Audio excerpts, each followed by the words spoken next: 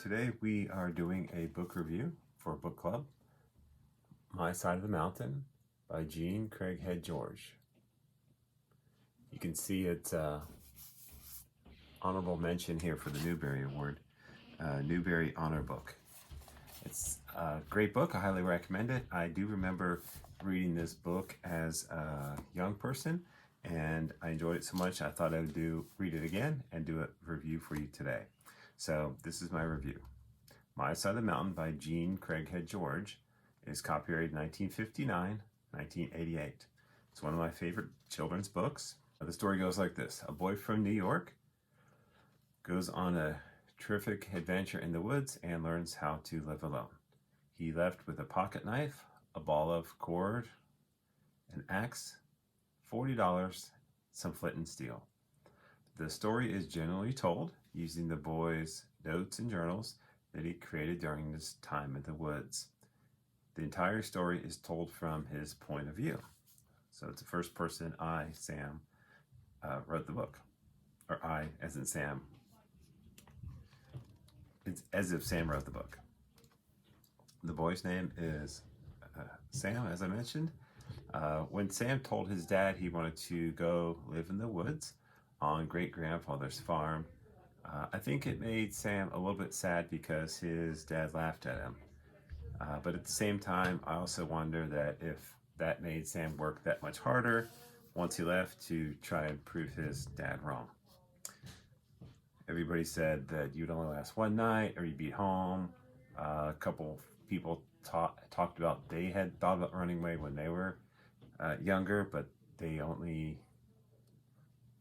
came home like before bedtime and before dinner. So his first day in the woods was interesting. His first fish that he caught got away, and he was pretty sad about that. He refined his process, and instead of using just 2 pieces of string with bark tied around it, he actually used some of the string that he brought, and he was able to fashion or create a much better hook. And that was one of the things that he learned right away in the woods. The book was also interesting to me because I looked up to Sam a little bit. He was brave and smart and strong, and he knew so much about the woods, animals, and plants. It might have been good to understand maybe a little bit more about his background.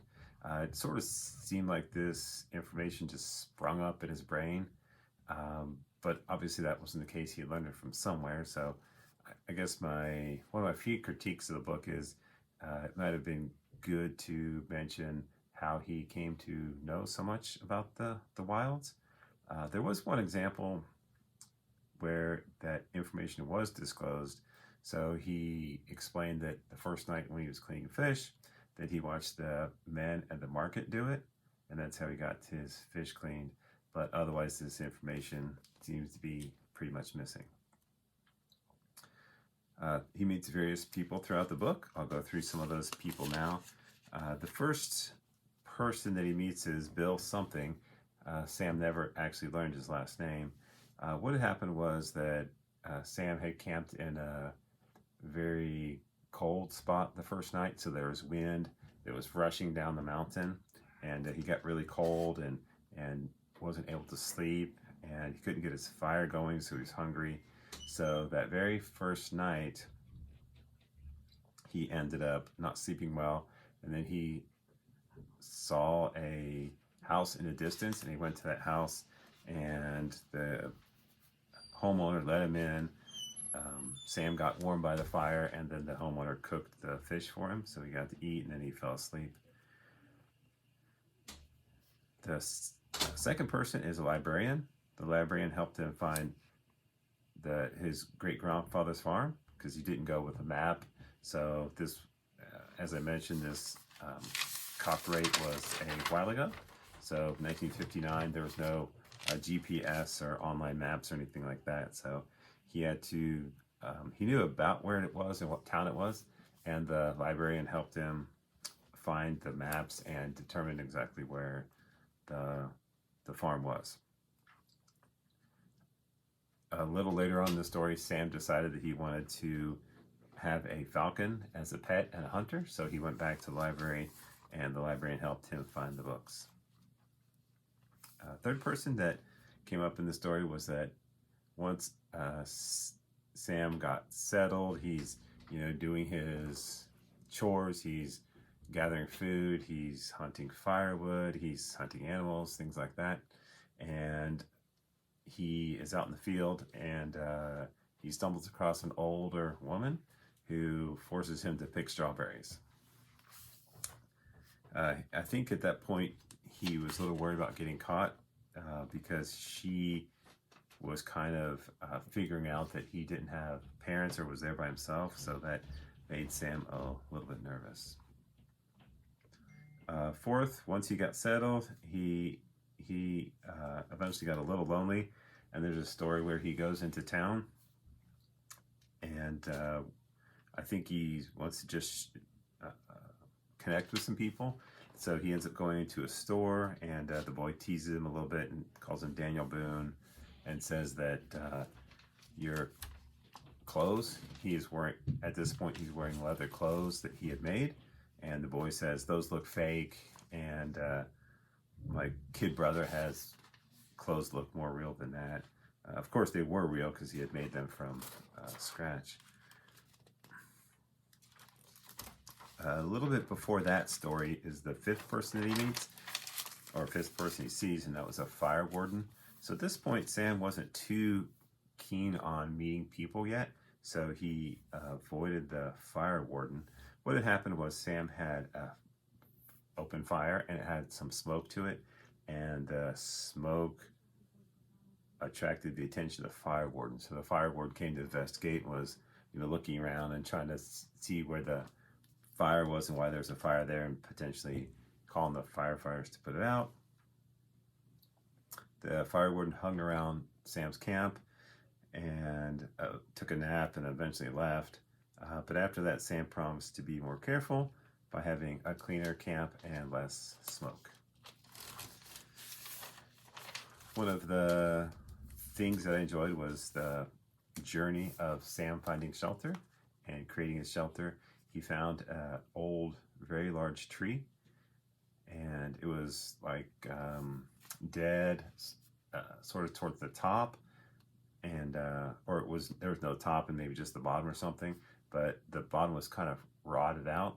So he carved it and carved it and carved it for a few days, and then eventually burned out the inside to make a home for himself. So that was interesting. I liked seeing that. He put a little fireplace in to keep him warm in the winter, and once he got his deer caught, he was able to skin the deer and use the hide to cover the hole in the door, so he had a way to keep warm and hidden from other people. Another just really slight critique of the book is that as the English language has changed a little bit, a few of the words in the book aren't in common usage anymore, so they might trip up a few kids. I meant to write down some more, but as I was preparing for this book report, I only wrote down one, which is cultish. So he described himself as kind of being cultish, I think, at one point, and I wasn't sure exactly what that meant. It also had a good illustration that I thought helped explain things. At one point in the book, Sam is explaining his traps and how he catches food.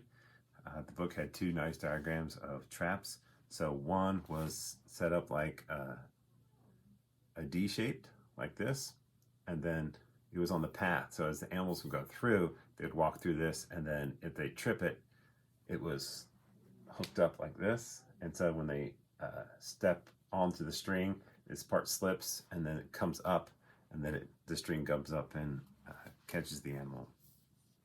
So I don't think I would have been able to picture that on my own without the illustration. So in that case, the illustration was very useful.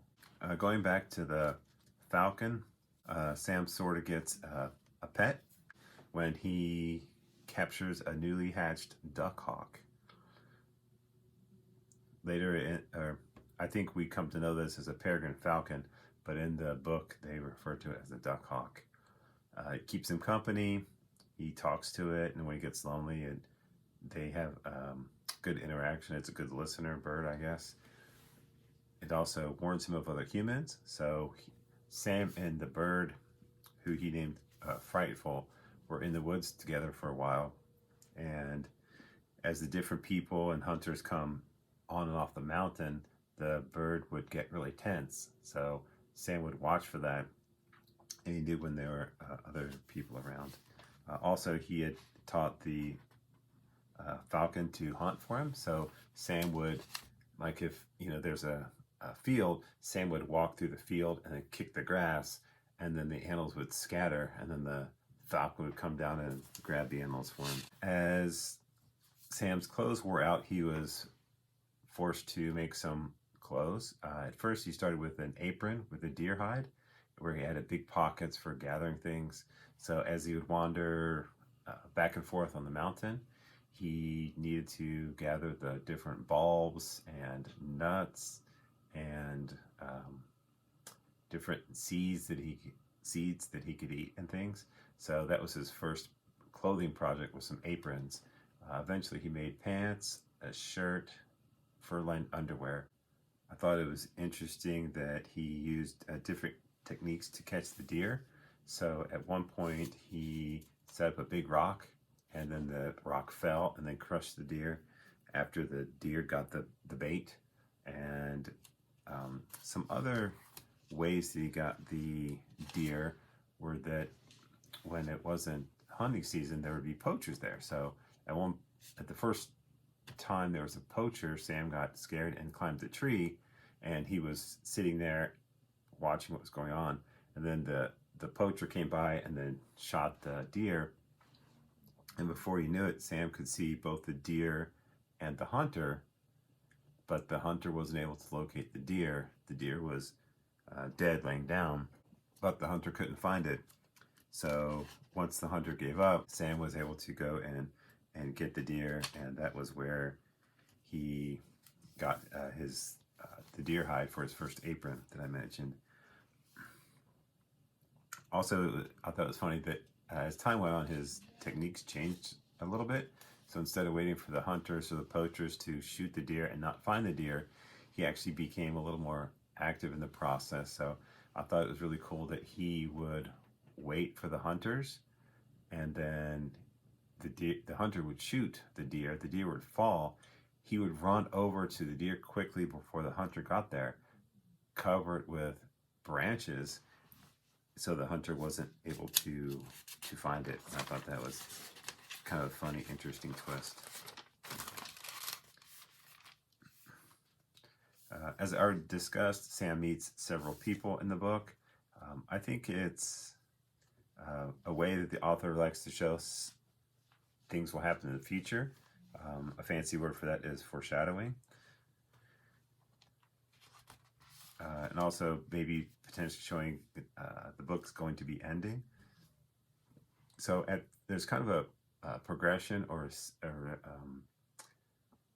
different stages that Sam goes through. So at first, he's really enjoying being alone. He's happy, but about midway through the book, he starts seeking out others, and they begin to have longer and longer visits. At one point, he wanders into town for no special reason. I think that was supposed to be a sign for me that the book was ending, but I didn't really catch on. As a child and as an adult, the end sort of sneaks up on me and sort of comes as a shock. I know it's actually not reasonable for the story to go on forever, but it still kind of snuck up on me. I'm not sure what I was expecting, but at least in the end, everyone seems happy. A couple quotes that I want to read that I thought were fun.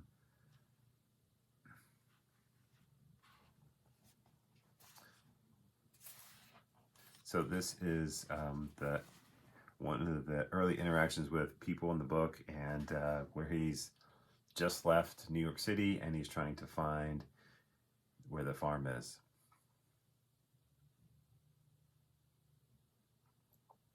All I said to her was that I wanted to find the old Gribley farm and that the Gribleys hadn't lived on it for maybe 100 years, and she was off. I can still hear her heels click when I think of her, scattering herself among those shelves, finding me old maps, histories of the Catskills, and files and letters and deeds that must have come from the attics around Delhi. Miss Turner, that was her name, found it. She found Gribley's farm in an old book of Delaware County. Then she worked out the roads to it, drew me maps and everything. Finally, she said, "What do you want to know for? Some school project?" "Oh, no, Miss Turner. I want to go live there."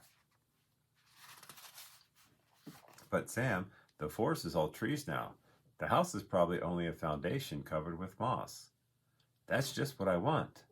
I'm going to trap animals and eat nuts and bulbs and berries and make myself a house.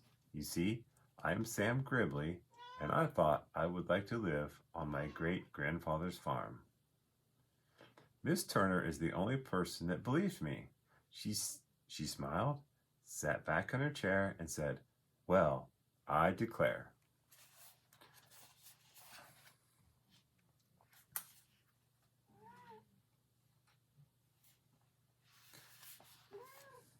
So the next quote I want to read is the description of wintertime. So this is Sam explaining his winter schedule. He says, around 4 o'clock, we would all wander home. The nuthatches, the chickadees, the cardinals, Frightful, and me.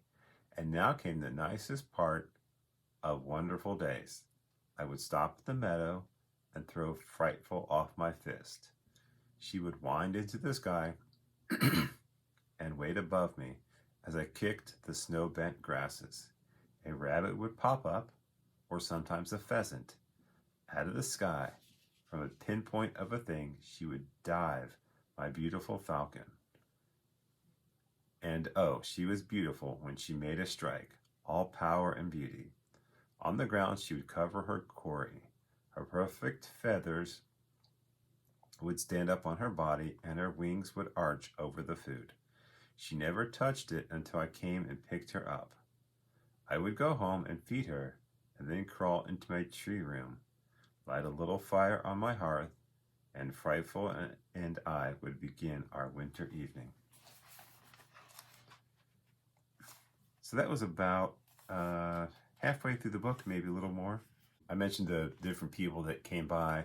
One was actually a reporter that eventually came by, and so the newspaper stories were getting out about him.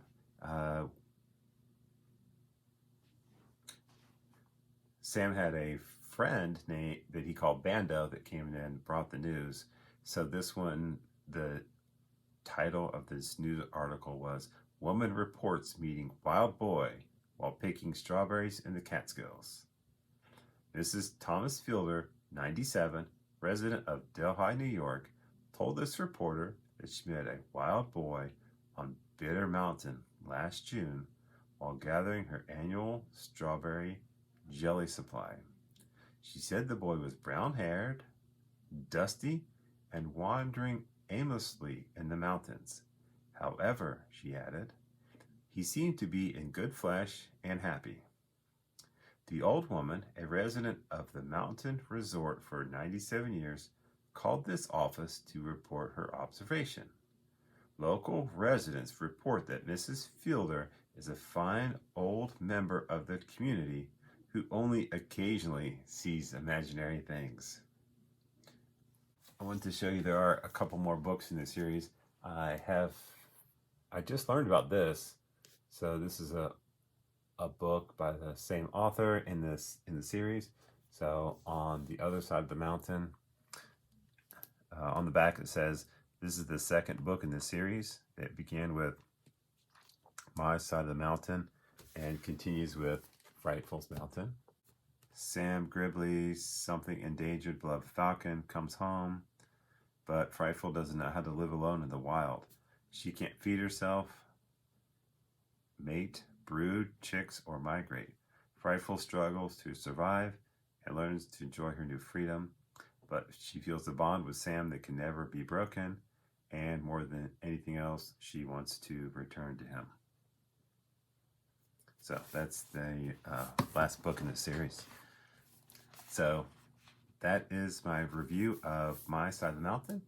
Go check it out, buy it on Amazon, or check it out from the local library, but I highly recommend it, and I hope you enjoy it.